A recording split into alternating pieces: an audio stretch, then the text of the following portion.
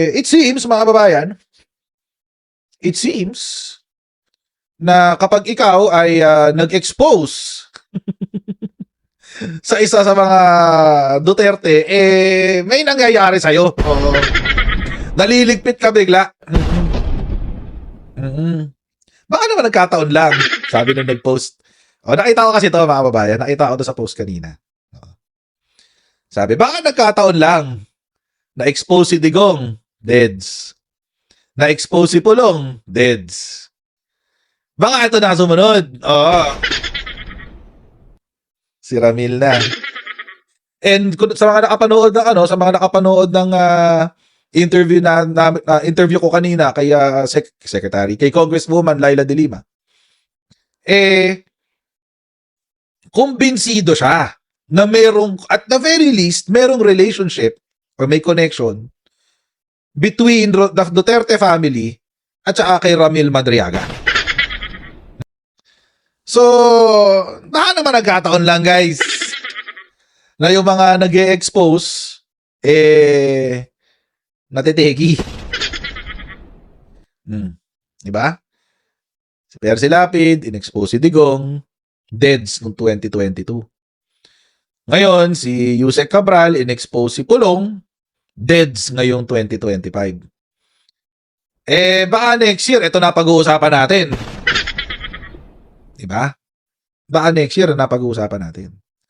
Lalong-lalo na, mga kababayan, na kinumpirma nung abogado ni Madriaga kahapon o ng isang araw na si Sara Duterte ay 2 beses bumisita sa BJMP. This is confirmed na. Confirmed na to, hindi na to chismis.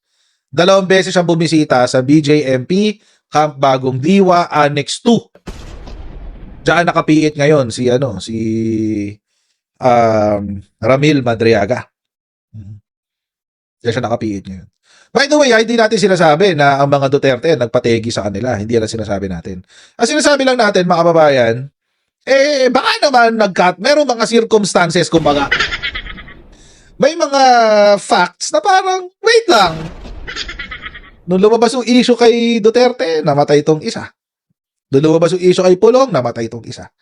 Ngayon na may bagong labas, di ba? Baka mategi ka next year. Di ba?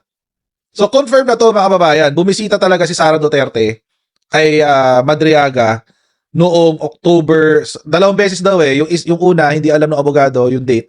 Pero yung pangalawa, alam niya, October 19, 2025. At ano ang kanyang purpose sa pagbisita? Kumbinsihin siya na wag nang ilabas ang mga sasabihin. What? Obstruction? Gustong gawing accessory si Ramil Madriaga? Panoorin natin yung press ko ni Attorney Palad na abogado ni Ramil Madriaga. Yung ako po nagre-represent ni Ramil Madriaga, especially when nilabas namin yung kanyang notarized affidavit dated November 29, 2025, na naglalaman ng iba't ibang mga seryosong aligasyon laban sa Vice Presidente, laban kay Attorney Harry Roque, Pogo Money, yung delivery, pick-up ng pera sa iba't ibang location, and yung isang issue na matagal nang hinahanapan ng kasagutan yung tungkol sa magnetic ether na na-discover na may traces ng mga shabu. So, sa ngayon po ay nakakulong si Ramil Madriaga sa Annex 2, nililitis ang kanyang kidnapping case. Nung sumula na rin po kami sa Ombudsman noong December 16, 2025, asking them to conduct further investigation and fact-finding. Kinakailangan padala sila ng mga investigador sa loob ng BJMP, matutuwa po si Caramel. And as we speak, on the way na rin po yung aking staff para magpa-receive ng letter sa NBI, asking them to request the court to conduct forensic examination sa 3 mobile phones ni Ramil Madriaga na nasa custody ng RTC 21 Manila. What's the status of the cases right now? And then, Nung mga 2 days ago po, nag-request sa akin si Ms. Mano Katagal na kung pwedeng ma-interview niya si Ramil Madriaga. Ang sabi ko hindi pwede dahil bawal magpasok kahit camera doon. So ang ginawa niya, yung old school way of interviewing, nagpadala po siya ng questionnaires. In-email niya po sa akin, we printed it, dinala sa jail. And kagabi ho, naibalik na sa amin yung sagot ni Caramel doon sa mga tanong ni Ms. Mano Katagal. So lumabas na rin po ito. So I asked for permission na i-discuss ko yung ibang bagay na to. Dahil po ito ay sulat kamay ni Mr. Ramil Madriaga. Ang old school po ng interview ng panahon, tanong-sagot. So dito kinukumpirma ni Caramel na 2 beses siyang binisita ni VP Sara. Yung isa ho, late night na ng gabi. At yung ibang bisita naman po ay yung mga staff niya na nagpunta doon sa BJMP. Positive po ito, we have other sources na nag-confirm na talagang binibisita ni Caramel, ni VP Sara si Caramel. Yung Oh my God! Oo. Ano sabi? Ano daw sabi ng mga DDS? Sabi ng mga DDS, sabi ni Diana Conde, sabi ng mga DDS, bakit daw pupunta si Sara doon? VP siya. Pagkakasiyan ba daw yun ng VP? Pagkakasiyan daw ba yun ng VP Sara nila? Pagkakasiyan ng oras? Oo, baka yun. Oo. Alam nyo, mga babayan, yan din ang tanong namin. Bakit pupunta siya doon? Diba? Bakit siya pupunta ng BJMP? Nandis oras ng gabi. Diba? The question goes both ways eh. Kung sasabihin ng mga DDS na, hindi, bakit naman siya pupunta doon? Sino ba si Ramil Madriaga? Yun din ang sasabihin namin ng mga kontra sa mga Duterte. Bakit nga siya pupunta doon? Ako, bakit nga siya pupunta doon kay Ramil Madriaga? Diba? Bakit nga? For what purpose? Oo. Ngayon, mga kababayan, bago ka po makapasok sa BJMP, pipirma ka dyan. Marami kang dadaanan. Magpapakita ka dun sa mga bantay, pipirma ka sa logbook, i-frisk ka, titignan kung meron kang mga ipupuslit na mga dangerous substances, mga tawag dito, mga pinagbabawal na gamit. Mag-iiwan ka ng cellphone doon sa sa harap. Oo. Ganyan no ang proseso niyan kasi yung na-experience ko sa Bucor nung pumapasok kami sa Bilibid, ganun ang proseso. Tapos sasalubungin ka ng tawag doon, yung parang katiwala. Oo. Preso din yun. Pero siya yung pinagkakatiwalaan. Trusty nga yata. Parang trusty. Oo. Tapos, susunduin ka nun, dadaling ka sa kung sino. Ganun. Or dadaling ka sa loob ng kung saan ka pupunta. Yun ang tutulong sa'yo. So, syempre, dun sa interview room, may mga bantay ding jail guard dun. Ngayon, mga kababayan, ang tanong, maraming makakakita, di ba? Maraming makakita. Makikita si Sara ng jail guard. Makikita si Sara ng CCTV unless pinakailaman ni Sara ang CCTV. Diba? Baka nagpa-notice na, pupunta dyan si VP, papakipatay mo na yung CCTV, mga ganun. Oo, edi alamin na natin ngayon kung may skip, may araw na walang recording ang CCTV, baka yun yung araw na bumisita si Sara dito. Oo. So, maraming makakita may logbook, pipirma ka sa logbook. Yung mag-frisk sa'yo, nandun din. Makikita ka. So, marami yung pwede magpatunay. Ang tanong, kung magsasalita. But, it's impossible na walang bubulong na, pumunta siya dito. Posible yun. Merong isa at isang bubulong. Lalo sa kulungan, maraming bumubulong dyan. last visit ko po doon, nung visit ko po noong October 18, may nakamonitor din po kada darating ako doon. Kasi hindi mo basta pwede makausap si Caramel nang hindi alam ng warden. The next day, October 19, bumisita si VP Sara doon gabi. Then may kumalat na text na nagpunta daw ako doon, kinunan ko ng salaysay si Caramel. At the next day, October 19 gabi, dumating si VP Sara. Pero yung October 19, hindi na po siya hinarap ni Caramel. May mga personality din po na malapit sa office ni VP Sara, connected na talagang kinakausap siya at gustong pag-usapan na lang ayusin yung problema. Dito rin po sa salaysay na sasagot sa tanong ni Ms. Maan Macapagal ay binanggit din po dito ni Caramel na yung kanyang may mga pictures daw po siya ng deliveries ng mga pera, pick up, drop off, na nasa kanyang mobile phone, pati yung mga mission order niya na nakasave sa kanyang 3 cellphone na nasa custody ng court. So we will be asking the help ng ombudsman, ng NBI specifically. I-forensic na yan. Makita natin yung mga sinasabing pictures na kung saan siya nag-iwan ng pera. May mission order talaga. Saan niya pinipick up ang pera. At malaman na natin yung katotohanan doon sa sinasabi niya doon sa kanyang affidavit. And ang isa pong mabigat na aligasyon dito, doon sa affidavit niya, is that doon sa kanyang efforts na pagtulong sa magsasaka, pumasok siya doon sa lote na binakuran ng Biancham. At habang Biancham agad. Biancham agad. Baka nakakalimutan niyo na kung sino si Biancham. Si Harry Roque, mga kababayan. Ang may-ari ng Biancham. Biancham. Parang yata yan eh. Pangalan yata ng kung sino yan, pinaghalo-halo eh. Kaya Biancham. So si Harry Roque may-ari ng Biancham. Yung Biancham din, mga kababayan, yung kumpanya na biglang yumaman. Tapos namatay daw kasi yung tita ni Harry Roque, pinamana sa kanya lahat. Yun din yun, yung Biancham na yan. So, alam na natin. Yung involvement ni ano pangalan? Sabi ni Marshall Nimbus, si Humbasador. Si Humbasador ang may-ari niyan, guys. Si Humbasador. Yan. So, Alam na natin, mga kababayan, agad-agad. So, si Biancham daw ang bumili. And by the way, mga kababayan, wag mo natin kalimutan na ang kasama dito ni Raul Madriaga ay yung mga magsasaka. Hindi si Harry Roque. Ito yung pinakamalala. By the way, ito yung pinakamalala doon sa nangyari, ha. So, nalaman niya na si Biancham. O, tuloy. Papasok sila doon sa lote, hinarang daw sila ng mga security guard na Pilipino. And nung tinanong ko po yung isa sa farmers, ang sinabi niya, sigurado akong Pilipino yung kasi naka-all blue, yung typical na security guard uniform. And maya-maya, at ang sabi nila is, saan kayo pupunta, kinuha yung ID nila, Caramel at yung farmer. At nung magsabi yung abogado nila na mga kliyente ko to, titingnan nila lupa, pinapasok sila. Pero maya-maya, lumapit daw or nakita nila, naglabasan sa tent, around 10 or more Chinese-looking person na naka-uniforme, nakapatik at may mahabang mga armas. Oy! Yung pinag-discuss kung gaano karami, basta hindi bababasa sa attorney, hinarang kami ng mga Chinese na yon doon sa tent. So, may national security implication talaga to. So, ngayon, mga kababayan, this all fits together. Nag-fit na siya together. Oo. Una, yung koneksyon ng mga Duterte sa Pogo. Alam naman natin na tight ang Duterte family sa China. Alam din natin na si Rodrigo Duterte ang pumayag na magkaroon ng Pogo sa Pilipinas. So, yun yung una. Pangalawa, yung koneksyon ni Harry Roque sa pagbuo ng mga Pogo Township. Alam natin na yung law firm ni Attorney Harry Roque ang siyang humawak ng Whirlwind Corporation. Oo. Si Whirlwind Corporation, mga kababayan, sila daw yung nagpaupa ng building sa Pogo ni Alice Go. Naalala niyo yun? Yung nakita yung mga papeles ng jowa ni Harry Roque. Oo, para sa bisa-bisa. Oo, ganyan. So nalaman natin na si Harry Roque yung si Whirlwind na abogado ni Lucky South 99. Tapos, 'di ba, doon sa bahay ni Harry Roque merong tumira. Umupa lang daw, meron daw umupa na businessman lang daw siya. Businessman. Moving forward, nalaman-laman nating lahat na hindi pala sila businessmen. Enterprising sila. Hindi sila businessmen. Kasi mga kriminal sila. Mga pugante pala ng China. Kinupkop ni Harry Roque. Oo. Kinupkop niya. So, now it fits. Now it fits the story. 'Di ba?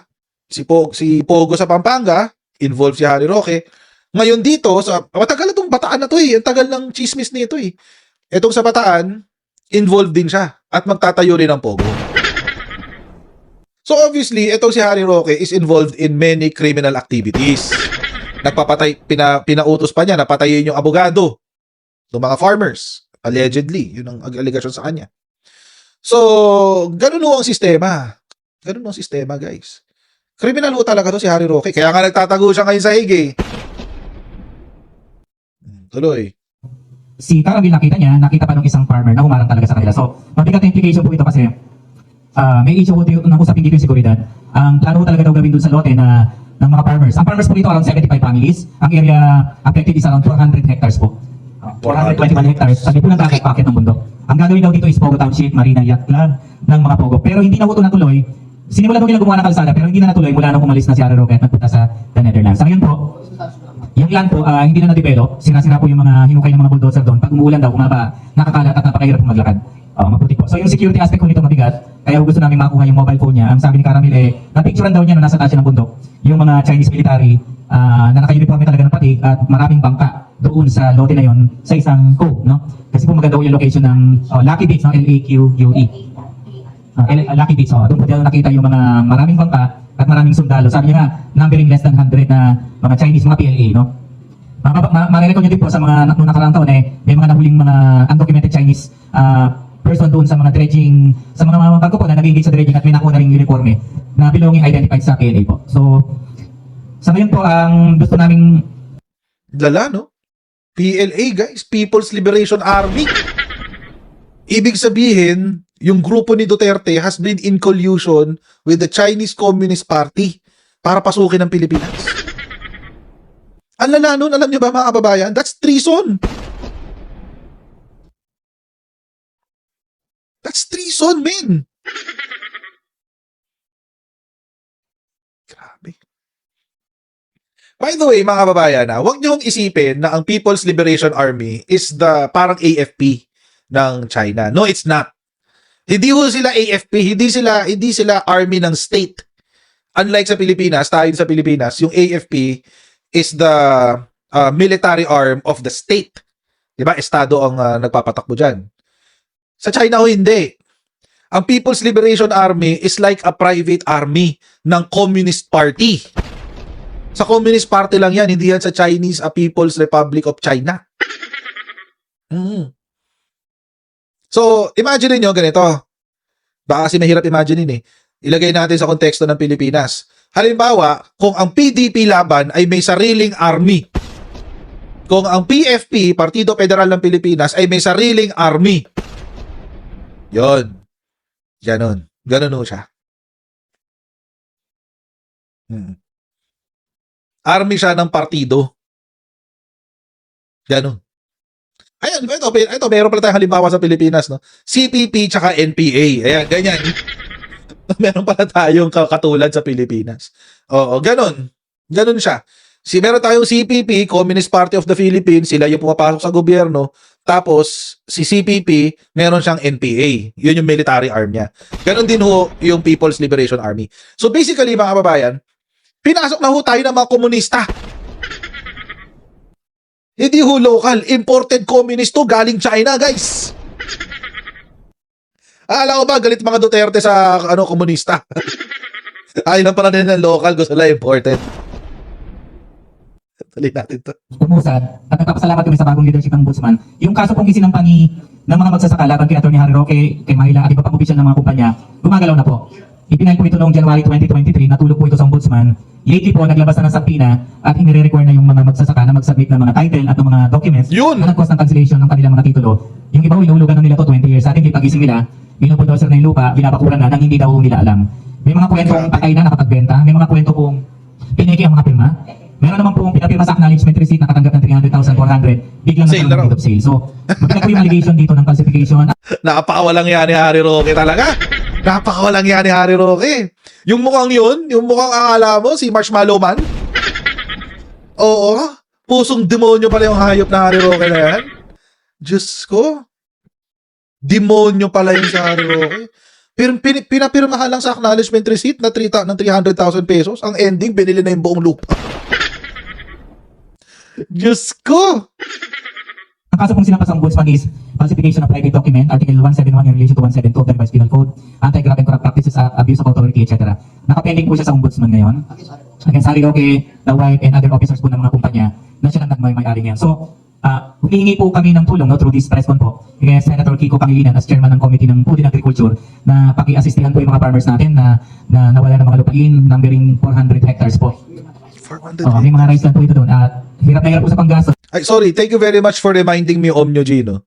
Dating human rights advocate, si Harry Roque. Imagine, mga kababayan, tingnan nyo yung tikas ng mukha ni Harry Roque. Nagpunta pa siya ng New York. Di ba kinukuha siyang human rights representative for Asia yata, something like that, ng UN, United Nations. Nag-apply si ambassador, guys. Human rights something advocate daw for Southeast Asia or for Asia or South Asia. For East Asia. I forget. Basta ganun, sa UN yun. Nag-apply pa. Nag-apply pa si Akla. Tapos ganito yung pinagagawa sa mga magsasaka. Anak ka ng tipa. Tigas ng mukha. Ang tigas ng mukha ni Akla. Oo, ni ambassador. Grabe. Basta kahit napapunta sa Maynila, kailangan mo papadala ng pera kung masahe sa bus. And sana po matinig ni Senator Kiko ito at matulungan po yung mga magsasaka na makawi yung mga lupain po nila.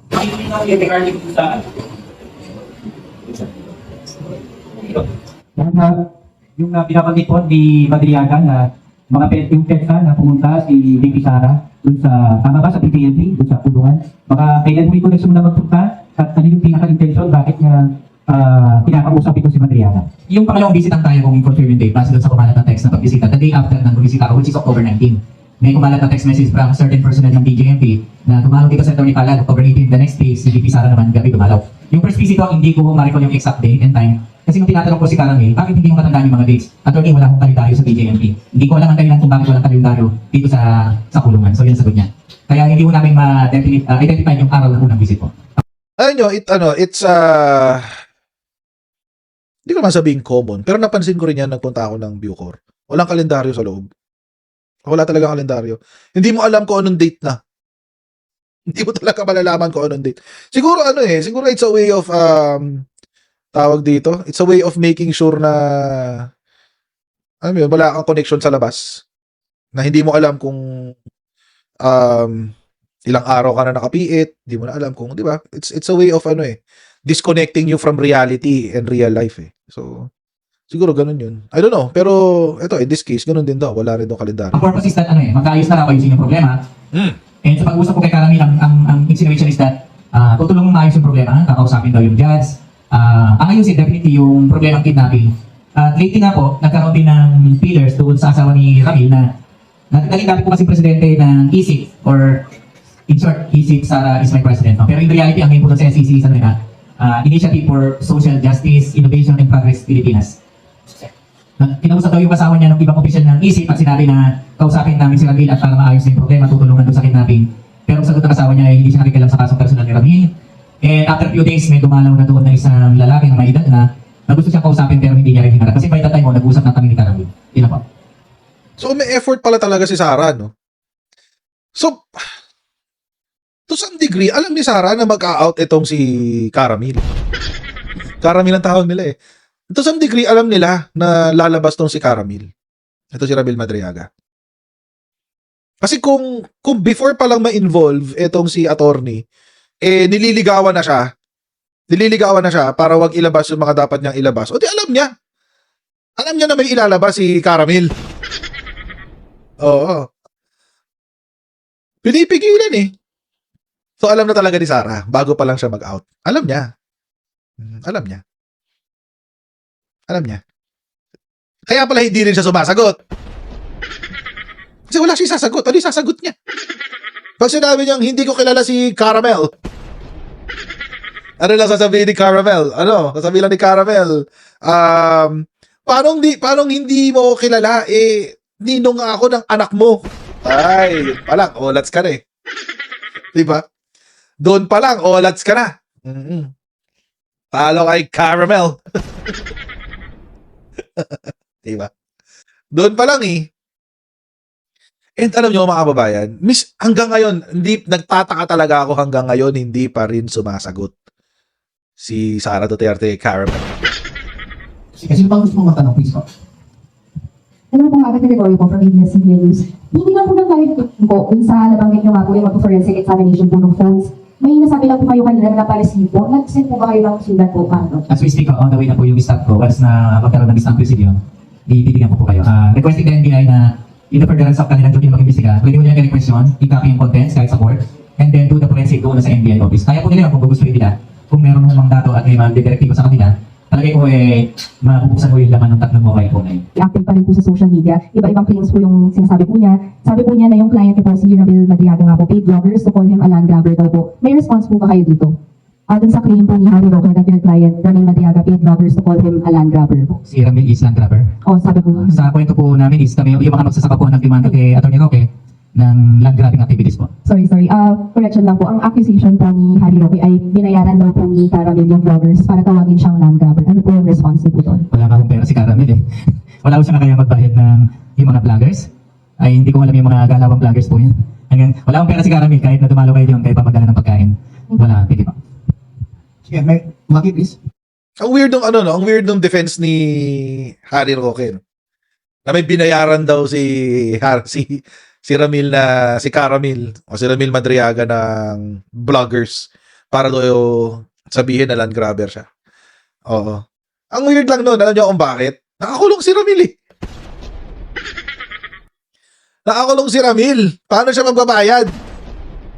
Paano siya magdi-research kung sino operator ang kakausapin niya? Si Harry Roque, habang tumatagal, pabobo ng pabobo. Habang tumatagal, pabobo ng pabobo. Oo. But anyway, so, kaya ko pinakita tong video na to kasi gusto kong malaman nyo or gusto kong mapanood nyo mismo na si Ramil Madriaga ay may mga expose. May mga expose siya laban sa mga Duterte, laban kay Harry Roque. At itong si Ramil Madriaga, maikokonekta ang mga Duterte sa mga nangyaring krimen in the past tulad ng pagpasok ng 6 billion sa na shabu sa Pilipinas sa pamamagitan ng magnetic lifter. Sinong sasabit doon? Si Pulong tsaka si Manscarpio. Yung nag-deliver daw ng 1 billion pesos. Inutusan daw siya ni Rodrigo Duterte na mag-deliver ng 1 billion pesos sa Katarungan Village. Sino bang nasa Katarungan Village? Sa mga hindi mo nakakaalam, yung Katarungan Village mo, kaya ako Katarungan ang pangalan niyan ay dahil katabi niya ang Bucor. Katabi niya ang Bilibid. Yung Katarungan Village mo ay village specialized housing para sa mga officers of the court noong unang panahon pa. Kaya Katarungan yan. So, mga puro judge dyan, puro mga officers of the court, etc., etc. Oh. Sino ba yung nandoon? Sino ba yung nandoon? Eh, di yung ina-allege na pumatay dito kay Percy Lapid.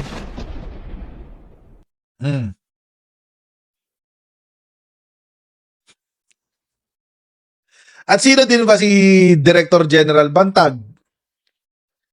Di ba siya rin yung sinasabi before na nagpasabog ng granada sa loob ng kulungan sa Manila City Jail? Parang siya yung naalala niyo yung sa yung kinuwento sa Quadcom, yung 3 Chinese drug lords na pinatay sa loob.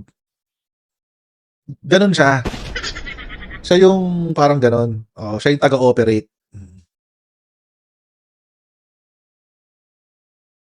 O di maiko-connect mo ngayon yung nangyari kay Percy Lapid doon sa nasa Benguet ngayon.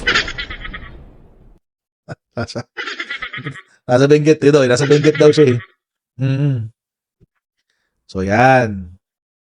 So kaya siguro tinegi ni Rodrigo Duterte. Again, we're just all of these are conjectures lang I mean, dahil na pag-uusapan, di pag-usapan natin, di ba? Tapos ito naman, di ba? Alam naman natin ang kwento dyan, mga kababayan eh. 51 billion daw kinumpirma ni Yusek Catalina Cabral na nakakuha ng 51 billion itong si Pulong Duterte. And by the way, breaking news. Ngayon ko lang na kayo lang kasi nag-send sa akin yung mga kaibigan natin. Pero ngayon lang dumampi sa aking inbox. Etong balita na ito. Wait lang. Wait lang. Kalmahan nyo guys. Eto na. Eto na. Eto na. Eto na. Wah! Kasosyo sa negosyo. Catalina Cabral sold Baguio Hotel to Eric Yap. Yap.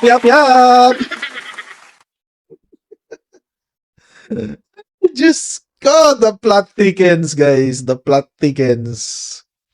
Grabe yung plot twist dito, no? Ngayon lang pumasok to eh. Question surrounding the death of former Department of Public Works and Highways Undersecretary Maria Catalina Cabral deepened after the Department of Interior Local Government revealed that Baguio Hotel, where she stayed shortly before her death, had been sold to Eric Yap months earlier.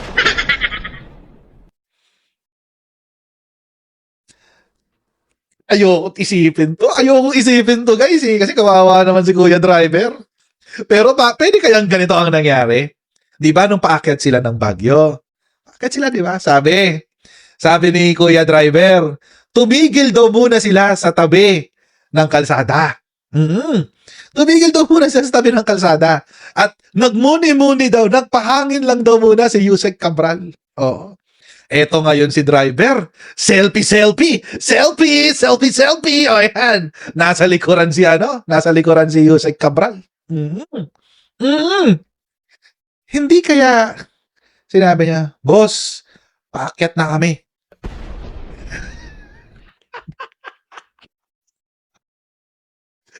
Hindi kaya? Oo. Oo. Di ba?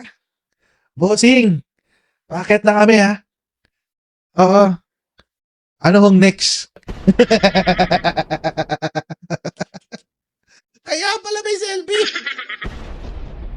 Oh, guys ha, again, we're just speculating, conspiracy theory, di ba? Konti lang, may tinfoil hat na tayo, di ba? Oo. Ganon. Mm-mm. Di ate alam, di ba? Pero, again, the circumstances surrounding this mystery. Lumabas ang tawag dito, lumabas ang um, freeze order sa mga ari-arian ng magkapatid na ng Eric at Edwin. Edvic ba? Edwin? O Edvic Yap? Either of the two. Tapos, biglang all of a sudden, lalabas tong ganitong detalye na magkasosyo pala sila sa negosyong hotel. Yusek kas, Yusek lang guys, Yusek. Yusek lang. May hotel. Galing-galing. Yusek lang yan. Galing-galing, di ba? Yusek lang yan. Magkano lang ang sahod ng Yusek, mga kababayan? Diyos ko, ewan ko lang. Oo. Pero meron kang hotel sa Baguio? Ha? Paano mo nagawa yun, ma'am, sir? Pa-share naman. Ay, wala na pala siya para mag-share ng info. Oo.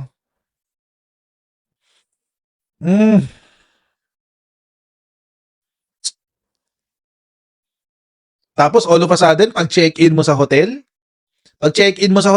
paglabas mo, biglang may nangyari sa'yo? Come on. The plot thickens. Flat twist.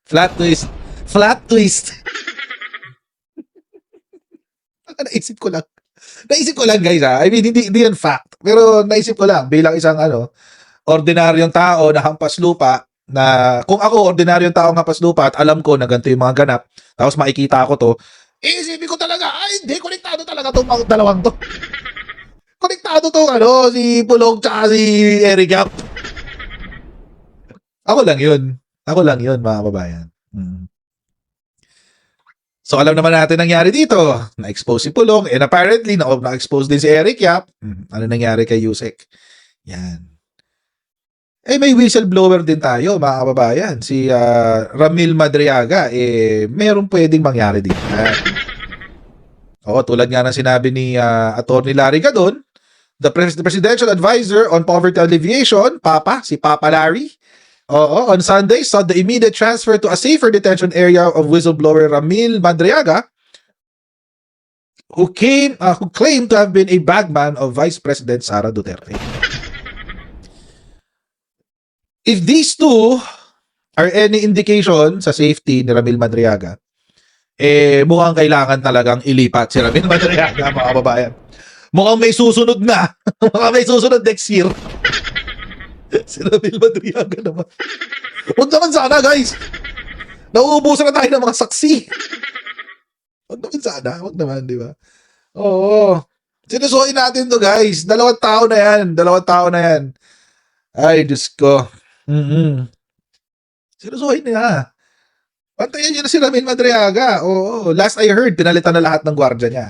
Pinalitan lahat ng gwardiya niya. And last I heard, according sa kay Pebbles din naman, sabi ni Pebbles, kwento niya sa akin is may tanim na daw doon si Sara. Pinatanggal na rin nila yung tanim ni Sara. So hopefully umubra. Sana.